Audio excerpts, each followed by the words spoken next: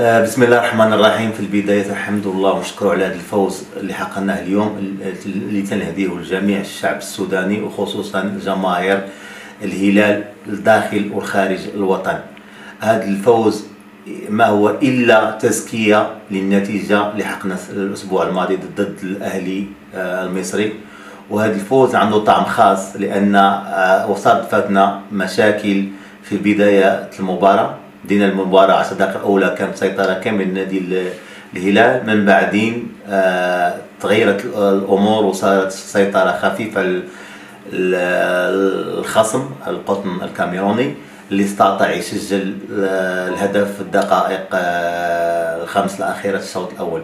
ولكن الحمد لله والشكر لله بفضل التغييرات أو الحماس اللي أعطى المدرب اللاعبين، كانت ردة الفعل في الشوط الثاني تمكنا من التعديل وكذلك من تسجيل الهدف الثاني، وكذلك في اعتقادي الهدف الثالث هو كان غيعطينا أريحية.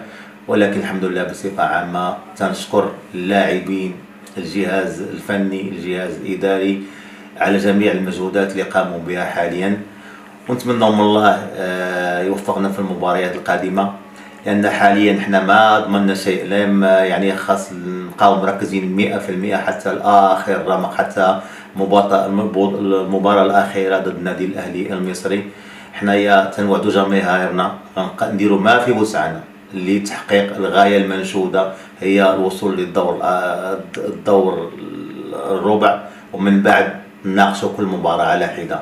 تحياتي لكم وأحبكم في الله.